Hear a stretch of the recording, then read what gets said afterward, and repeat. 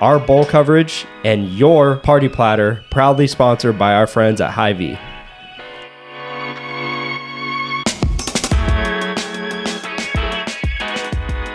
What's up, guys? Welcome to another episode of the Sports Weekly Podcast, Winter Break Edition. You know, we got a big couple of weeks heading up here for us. You know, yesterday was signing day, and we'll get into that, but more importantly, we have the trip down to Memphis coming up for us later next week after the holidays come to an end, I guess, at least for Christmas. And, you know, it's going to be a very exciting trip going down there and also just being a part of that Liberty Bowl experience. But most importantly, we've been kind of scouting Memphis, seeing kind of what they're made of. We touched on a little bit a couple episodes ago, but I mean, this is overall just a very solid team kind of coming out of the American Conference. Mm-hmm. They're 9-3 for a reason. You know, their 3 losses have all been pretty solid losses to ranked teams, like all of them ranked teams.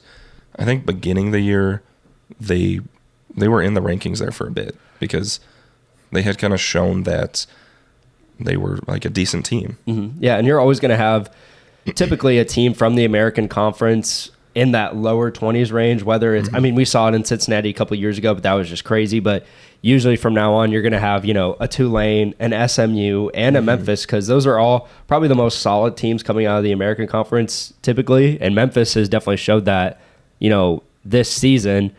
Offensively, I think that's what, if you're Iowa State, scares you the most. I know I was talking with J.R. Singleton last week about it when it was our first time talking to the players after hearing about it, and JR was like, yeah, I mean, they're scoring like 40 points a game, so it'll definitely be a challenge for Iowa State in their defense. Yeah, I was going to say, they have put up 50 quite a few times, and they tend to usually score, if not over 40, over 30, which just says a lot to how explosive the offense is. Mm-hmm. And you can kind of see that in the numbers too. I think the biggest thing, or I guess the biggest piece of their offense has been their quarterback. Yeah. Seth Hennigan. Yeah, and he, from what it looks like, I mean, I haven't kept my eye on him these past couple of years, but definitely he's starting to become one of the more veteran quarterbacks now. This is his 3rd year as a starter, it looks like. And this year, it's his best year by far. I mean, 28 passing touchdowns to just 9 interceptions, completed 66% of his passes. I mean, that's crazy. He's just proven that he's, you know, got to be one of the best starting quarterbacks in college football right now, at least the one that has seen the most experience. And I think that's definitely what's going to stand out when Iowa State has to go up against him, because he has a good arm, he's precise, and he's got really good weapons around him too. Yeah, and I mean, Iowa State has good defensive backs. There's no denying that. Mm-hmm. But I mean, you look at some of his past games, he's threw 4 touchdowns against Temple, and then again in that SMU loss, he still threw for over 400 yards in 2 touchdowns. So it seems like he's able to find his receivers consistently, and he's able to find the end zone consistently. And you talk about, you know, Iowa State secondary, you know, they're going to have to deal with him a lot. One piece that I thought we would hear by now was if TJ Tampa is going to play or not. And we haven't heard anything from that point. We are almost a week away. We're recording this on Wednesday, the 21st, so, you know, we're going to be a week away. Yeah, Thursday on tomorrow. So, you know, I thought we would have heard from TJ Tampa whether he's going to play or not. For all signs right now are pointing to he will. And then of course I think they're still going to have guys like, you know, Jeremiah Cooper out there, which will offer a threat in the deep, you know, at the safety position, as he has been doing all year. Campbell actually brought it up in the last press conference that he said TJ was, I think, on pace to play. Yeah. He hadn't heard any plans that he wasn't going to play. And I think with it being coming up in a week, I think all signs are pointing to him taking the field. Yeah, because you start to hear most people before, you know, once the bowl games get announced, okay, I'm not going to play, or they're entering the transfer portal.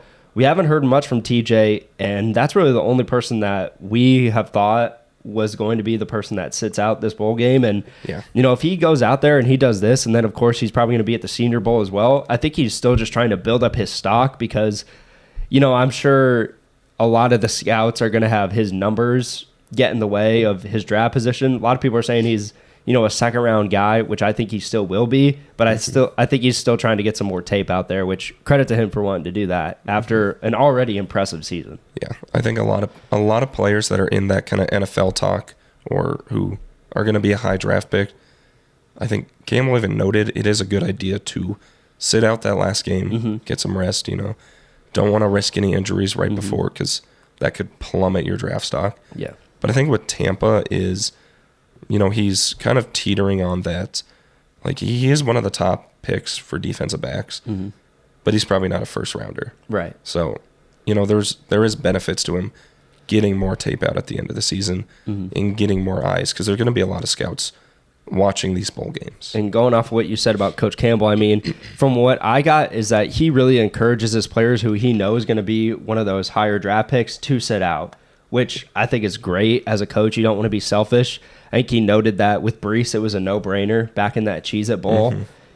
I don't blame him there. And, I think it's kind of the same situation a little bit for TJ Tampa, except like you said, he's one of the better defensive backs coming out of this draft, but definitely not a day one guy. Yeah, not the best. And I think, obviously Brees' situation was he was the best coming out of his draft. Yeah, and going off of, the defense, we talked about the secondary, but the defensive line and, the linebackers are going to have, for Iowa State, are going to have their hands full because this rushing attack from Memphis is also, it stands out. It's really good. It stands out for sure.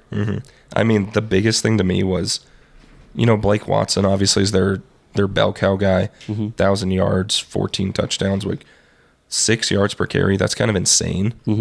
But they also have guys like down the list that are, Brandon Thomas has 9 touchdowns on 39 carries. Yeah. Like, that's wild. And, Hennigan has, shown his abilities to run a little bit more than Rocco, I would say.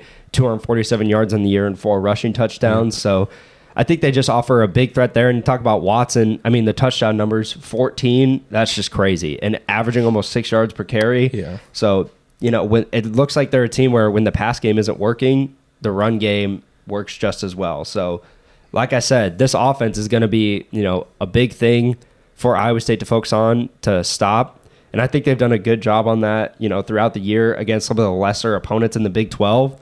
But you're going to have to see how that translates to a team from the American Conference. I think there has been a few games where Iowa State's defensive line has struggled a little bit with like explosive runners. And I think obviously Memphis has explosive runners. They have one guy averaging 6, one guy averaging 5 yards a carry. But they're also averaging those against lesser competition than the Big 12. Yeah, you're going up against teams like, they played Navy pretty close, actually.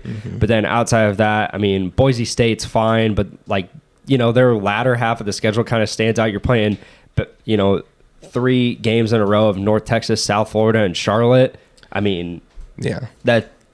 And those are where they're getting a lot of those yards, a lot of those touchdowns. Yeah, and I'm not saying, that, North Texas, South Florida, Charlotte, some parts of their teams are comparable to some of the lesser teams in the Big 12, but, you should be putting up 59 points against South Florida, which was actually a little bit of a shootout because they won 59-50. So, when the wins are coming for Memphis, there also are some very close wins where you would think they'd be able to pull this out a little bit more than they do later in the games. Yeah, in that Charlotte game too, went into overtime. Yeah. So they're scoring a lot, but also the defense lets up a lot of points as well.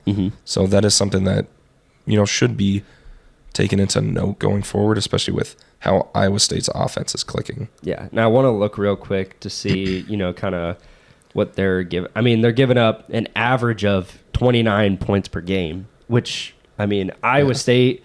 They have shown in multiple times throughout this season that they can hit that 30-point mark, but really I think Iowa State's more comfortable when they're around that 24-point mark. That seems more where Iowa State, would usually average.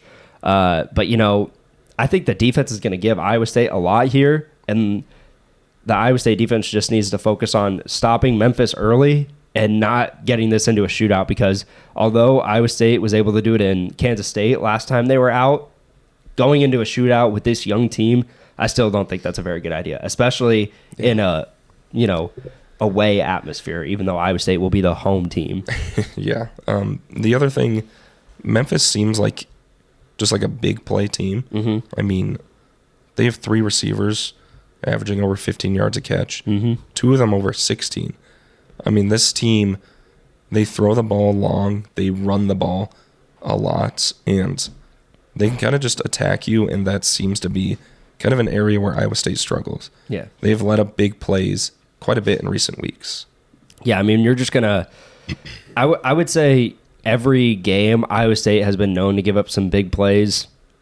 You saw that in games like Oklahoma, Texas, even in Kansas State. So obviously limiting the big plays is going to be, a key emphasis for them. But I think once they take away the big gains from Memphis, that's going to, halt them getting into a shootout with this one. And like I said, I think that's more in Iowa State's favor, to where they take the lead early, they hold on to it. But, I mean, we're just going to have to see. And I'm getting more and more excited for this game the closer it comes. Yeah, and I feel like we're not going to see like a 60-60 game here. No.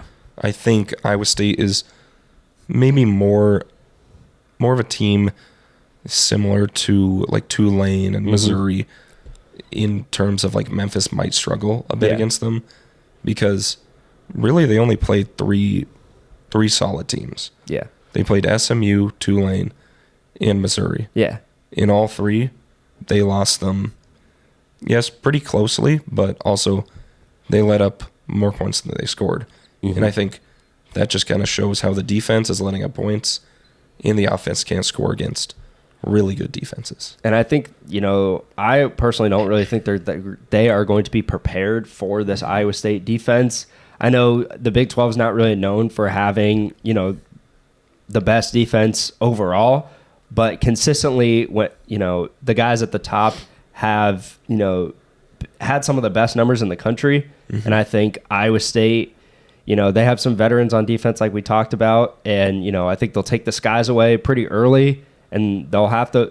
I see Memphis getting some success in the run game. But, I think Iowa State overall probably... I will say I think they're going to take this one. I'm pretty confident in that. Yeah. This shouldn't be, I guess, too hard of a matchup. Mm. This will be kind of on pace with some of the middle tier competition in the Big 12, which Iowa State didn't really struggle that much against. Yeah, and I mean, the similarities are, very eerie compared to when they played in 2017. Again, a young team coming off a rough year. I think, this kind of spark plugs Iowa State for the next couple of years, keep going back to bowl games. Maybe you win some, maybe you lose some, but I think a win here would definitely, keep some guys around, like, Rocco Becht. And obviously you're going to have veterans next year like Jeremiah Cooper, Jalen Knoll, Jaden Higgins on both sides of the ball, really. And then coming in, it's going to be, even more fuel to the fire for the recruits that are coming in, which we can talk about that. Yeah, and they aren't really losing too many people, and they're bringing in really a solid recruiting class. Yeah. I mean, we were at signing day yesterday, and Campbell had like nothing but good things to say about really all of these guys. And there's quite a few big names in spots that they really do need help in. Yeah. I mean, they get 2 brothers from California, the Helton brothers, both 3-star offensive linemen. Mm-hmm. So, I wouldn't say that the offensive line, has been a big issue this year. But obviously, I think you've seen the work of Ryan Clanton, who came to Iowa State this season. And, Matt Campbell's not afraid to start a true freshman. We saw that when Brennan Black stepped in earlier this season, and he's filled a great spot there. So, obviously, poaching some people from the West Coast and bringing them over to Iowa State, that's going to be awesome. And, to see their development. But the big thing that you talked about, which, I wouldn't say is a key spot for Iowa State to need, but it's a little bit more backup, is them getting the best quarterback in the state for the second year in a row. Mm-hmm. Yeah. Connor Mobley, he's back-to-back, I believe, state title. Yep. And he just has a winning mentality, and he kind of brings in similar talents to J.J. Cole. Mm-hmm. And I think obviously with a quarterback room that's that loaded with 2 highly touted recruits and Rocco Becht, who obviously has found success, I think Campbell said, yeah, it's going to be competition. And competition is good because that's how good quarterbacks are made. They have to win. They have to beat, other good quarterbacks. Exactly. And I don't think, I think it's likely that we see Becht again behind center starting next season, but I think he's going to be better. I mean, he's going to have to compete with not only J.J. Cole, a 5-star recruit, but now Connor Moberly, which, I mean, he wants to start for Iowa State just as much as J.J. Cole, being, from the state, not very far from campus, growing up in Iowa and whatnot. So, obviously a big piece there. There were some, wide receivers that kind of stand out as well, but the running back situation, you lose 2 guys, but you really only bring 1 in, and then I think they had someone else walk on. So I think that's an area that, Campbell and Shieldhouse don't really seem too concerned with because, it's also obviously good to have backups, but I think from what we've seen from Abu, I mean, he's got to be the starter next year. I think what we saw against Kansas State was that he can be the bell cow back, and with Carson Hansen back there, if he needs like some time between plays, you have a really solid backup. And obviously, I think what Campbell's not really eyeing the transfer portal. He told us that I think he really just wants to grow these young talents. And I think the biggest thing is he has a young talent in Sama, who he's going to try to build into the next Brees Hall or the next David Montgomery. Yeah, and Iowa State's never really been huge on getting, the big guy in the transfer portal. They've gotten small pieces, especially in the receiver position the last couple of years. They got X through the transfer portal. They got Jaden Higgins through the transfer portal. So I think the transfer portal for them is just adding key pieces. It's not about getting a big slam dunk. Like, obviously, Bo Nix is not coming to Iowa State or he's in the transfer portal, but regardless, I kind of like it because that's, Campbell is sticking to what Iowa State's all about. It's getting guys from the state, building up that 3-star, but playing like 5-star culture, which was preached through Campbell, not only today, but especially during that huge run with Brock Purdy, Brees Hall when they were all there. And you brought up the offensive line earlier, and I want to kind of go back to that. You talk about building up young players into really good players, and I think the offensive line is the spot that they don't really get those high recruits. They don't really get the crazy players out of the transfer portal.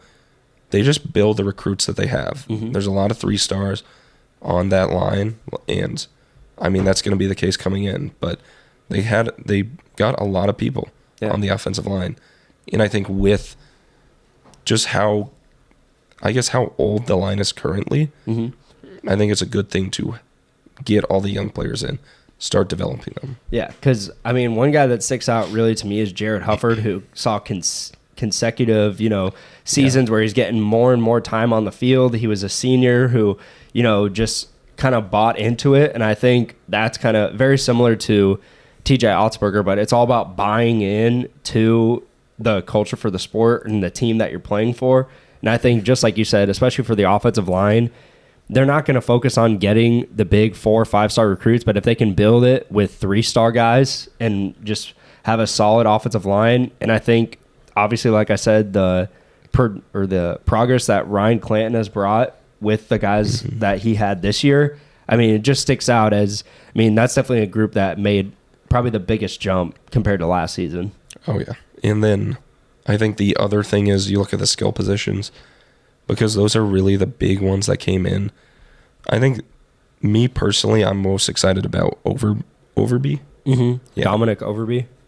From Utah. I mean, that was a guy that I think he signed recently, and he's really good. Like, they need help in the wide receivers. I mean, they have good young guys, but they really haven't seen the field that much. But Overby's a guy that he just has the size. I think what Campbell compared him to is Hakeem Butler. So if Iowa State can get their next Hakeem Butler, I think obviously that's a big win for them. Yeah, 6'4", 180 coming out of Utah.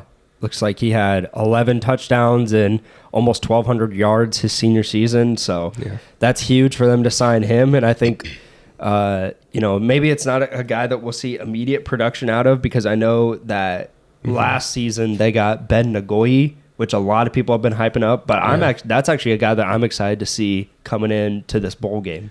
That's true. And then they got that Urbandale kid too, Kai Black, who he's another one that I think we saw him in the spring game last year, but I don't think he played a snap for Iowa State during this season. But he's another one another young guy that can really fill into the roles of, when Jalen Nolan, Jaden Higgins end up leaving. Yeah. So actually, Ben Nagoye actually also 6'4", 180. So there you go. Same build. Yeah, I think, Matt Campbell has a thing for getting his tall and skinny guys that can just kind of go up into the back of the end zone, catch that fade pass, which I think worked a lot with X last season. Working with Jaden Higgins this year. Yep, trying to kind of recreate that. So, obviously a very exciting recruitment class, and hopefully we get a taste of them in the spring game in these. Once that comes around later in the season. And I think the other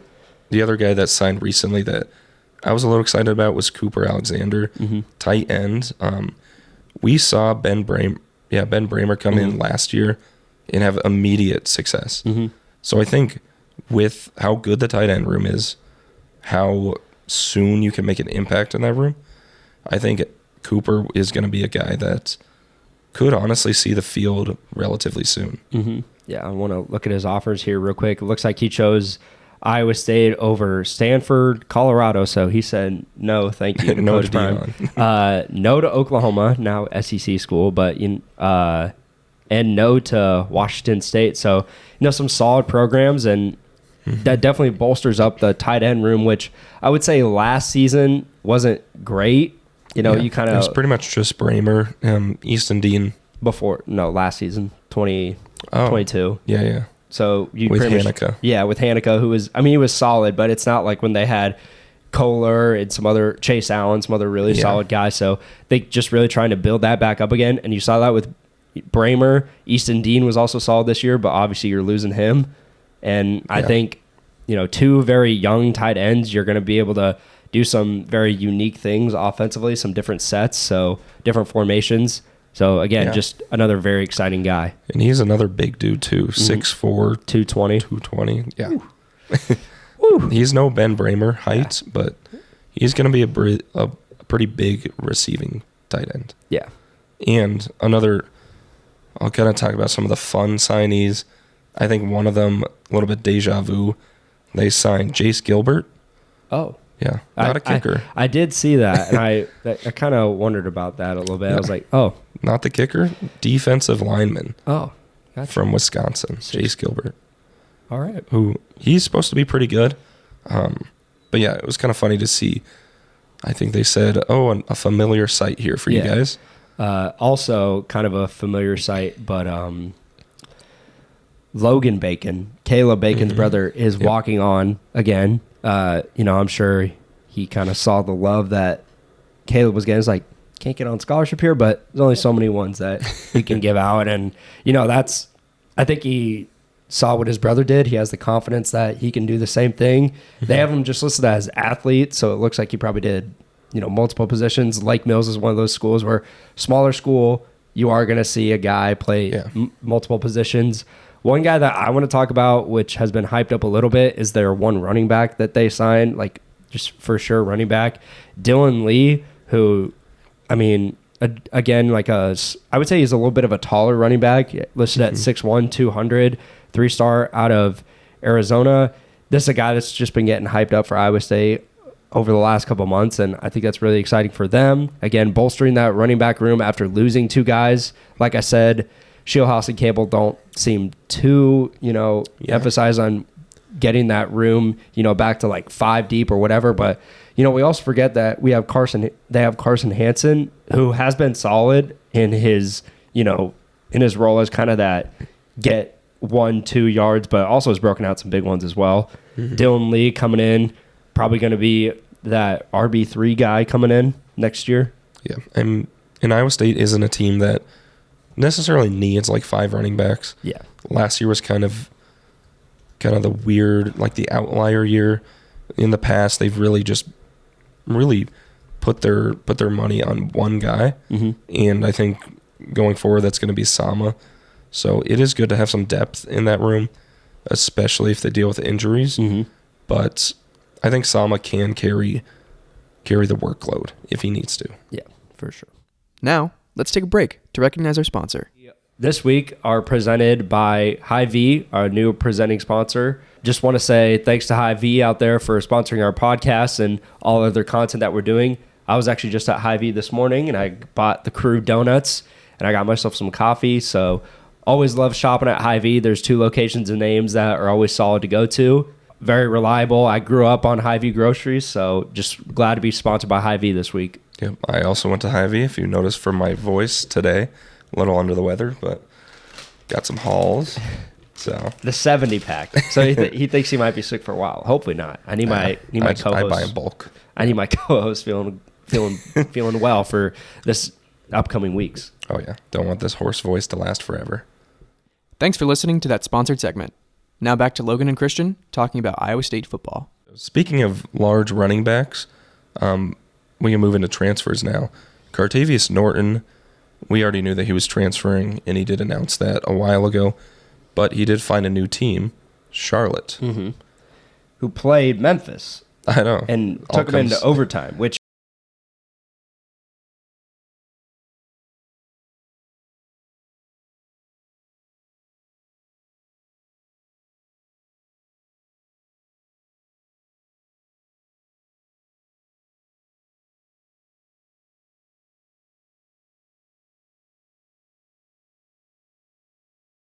I guess I'm just kind of looking for why Cartavius would choose that. He's a sophomore. So, I mean, Cartavius obviously offers a little bit more competition as he played, at a Big 12 school. And, he's more of I think he's going to be a junior now. So, good for him for finding another school that'll, pick him up. And, he seems very excited about it on Twitter. Kind of, I think what he says, it may not, seem right for everyone else, but it's God's plan. And, I can respect that because, you're going to a school like Charlotte, and I'm sure, he was hoping to go to, or lots of people were thinking that he was going to go to another Power 5 school, but I think this is him just paving his own way, doing his own thing, and good for him, honestly. And you took the top running back in that Memphis-Charlotte game. He is a sophomore, too. So they will be the same years battling for that spot. Yeah. Plus, their backup ran the ball 5 times in that game and scored 2 touchdowns. Oh, so it looks like he is going to a school that has run heavy. Yeah, pretty good run. I assume the offensive line is really good in run blocking. Probably not so good in the pass blocking. Yeah, but I guess that was never really a strength for Cartavius. He was never really used as a pass blocker in the backfield or really as a ball catcher in the backfield. So yeah, so he's going to a school that might offer him better success. Yeah. Because obviously Iowa State this year wasn't the best with run blocking, especially when Norton was taking the majority of the snaps. Right. So he's just kind of finding a better, team that suits his strengths, and power to him. And then the other guy that we found out where, he's landed is Deshaun Hanukkah, returning home to his home state of Kansas, going to the University of Kansas, another Big 12 school, but gonna, they had some pretty solid tight ends this year, and we talked about earlier, he was solid his 1 year at Iowa State. So Hanukkah just going back home, kind of, I guess, what were your thoughts on that? I think it'll be interesting because Iowa State will get a chance to see him now. So he's going to be playing against his old school at his new home school, I guess. Yeah. So it should be a fun little reunion. Obviously, he got caught up in the gambling allegations at the start of the year, and although I think he was one that was able to get that stuff waived, obviously he never touched the field for Iowa State again. So yeah. Good to see him back. Yeah, I think he's just one of those guys that wants to put it all behind him. We saw that with the offensive lineman. Remsburg. Yeah, just made a mistake, trying to put it all behind you, and, he found his new spot, gets to be close to his family. So, honestly, just good for him, and he will be used because, like I said, he was really solid his first year at Iowa State. Yeah, he's a very athletic tight end. His year that he was leading the tight ends 2 years ago, so when it was just really him and Dean in there, and he was catching touchdowns. He was, making plays in the air, and I think he was, when the transfer portal opened, he was one of those guys that was getting a lot of offers because he was one of the better tight ends. Yeah. So, obviously he, like you said, he got a lot of offers, ultimately chooses to go back home. That's just awesome for him. I think that's all for transfers that we know for now. I'm sure we'll find out more once the bowl games are over. That way, they know what they need. They're just trying to focus on these last couple guys or these last couple games, them going out and figuring out what they need to add. And, I'm sure that's where we'll find out guys like Eli Sanders and all the other guys that were more for depth on the defensive end. So there were a lot of the other, I guess, lesser known transfers. They're a good amount of them have signed with their new teams. But there were a lot of the guys that they didn't really impact too much of Iowa State when they were here. So there are a lot of them that are just trying to find their new homes, and I think a lot of them did do that. Yeah, especially with, Hanukkah and Norton, like we talked about. They're just kind of finding things that are best for them, whether it's being closer to family or just being in a better system. And I think Hanukkah will definitely be used over there at Kansas. I'm looking here on Eli Sanders' Twitter to see if he's kind of gotten any offers or any more offers, I should say. It doesn't really look like it, but I did see that Terrell Crosby, I believe it went to Toledo, which that should be a pretty good landing spot for him because Toledo is one of the better teams in that conference. That's right. Yeah, so good for them. Yeah. So moving off of the transfer segment, since it is the holidays, I wanted to do a Christmas movie section. We can debate all we want about it, but first I wanted to get your opinion on what is the best, or I guess your favorite Christmas movie to watch around the holidays. Yeah. And I know this one sparked debate before the pod, might spark debate now. So I'll give you my real best Christmas movie is Alvin and the Chipmunks. But if you want a milquetoast answer, like, oh, this is definitely Christmas, I would probably say Elf. Okay. But Alvin and the Chipmunks for me. I mean, you got to have a unique one, and I guess this is a unique answer for me because a lot of people are saying this isn't one, but my favorite to watch around the holidays has always been Home Alone.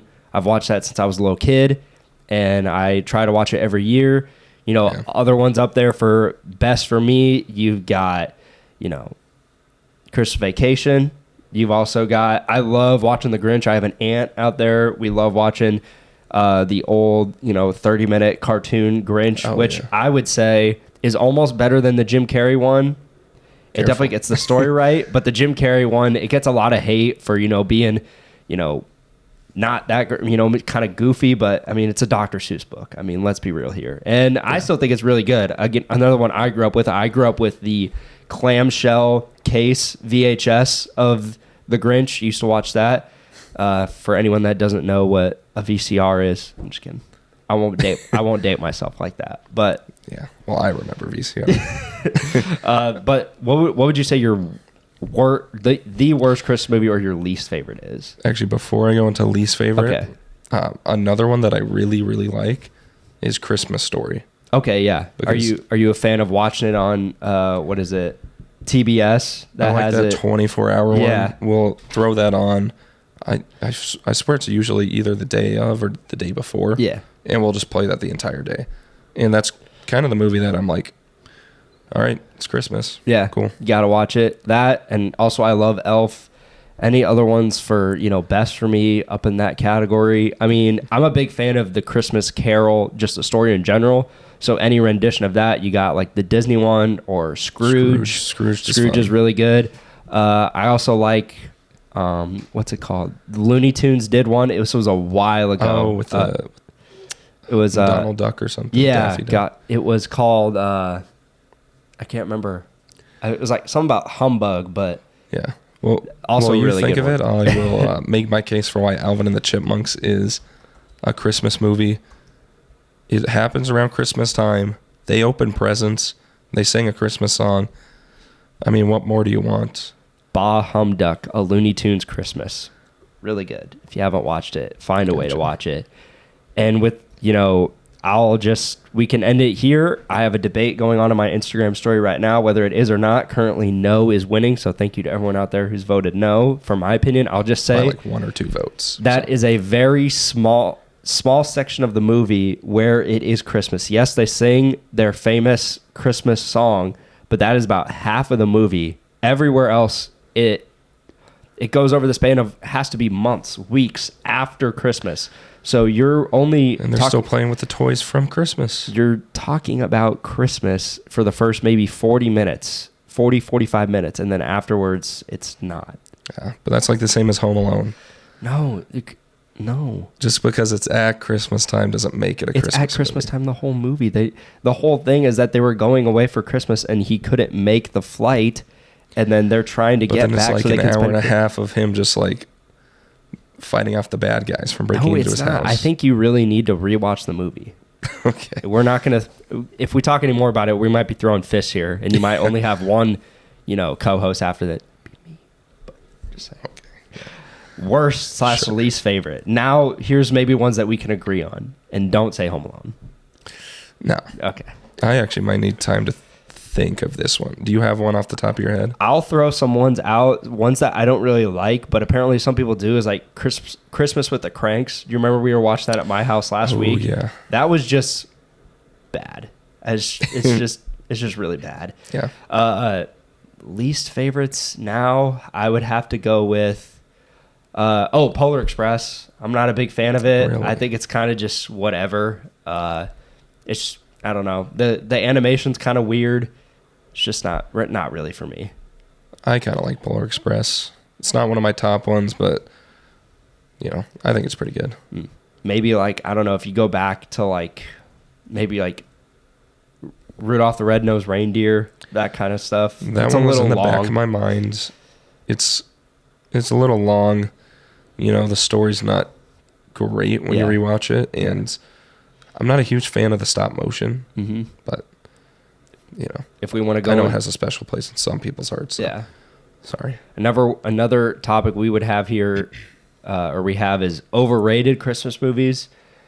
Now, overrated does not mean bad, but I will say, Elf is a little overrated. That was one that I had in my mind because I think a lot of people say it's like the best thing ever. It's funny. Yeah. It's one of my favorites. Yeah.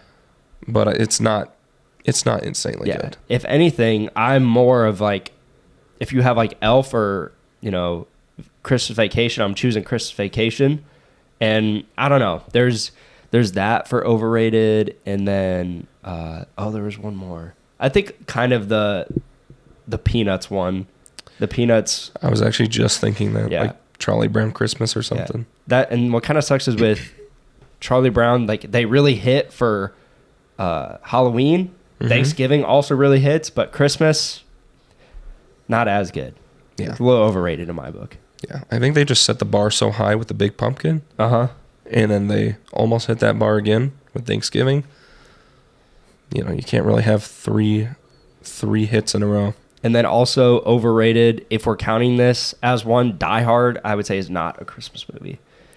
Takes place around Christmas time, but that's not the focal point of it. I need I need the whole thing to be the meaning of Christmas, all that. That's why I think The Grinch is so good, because you really learn through The Grinch why it's so good, what the real meaning of Christmas is. Kind of changes his character a little bit. It's just a wholesome story. And I think a lot of these, it's not really for me, I guess. Yeah. I'm in the same boat.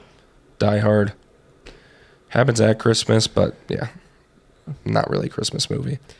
But that's all I really have for our pre-Christmas show. I guess thanks for watching, and we will see you guys.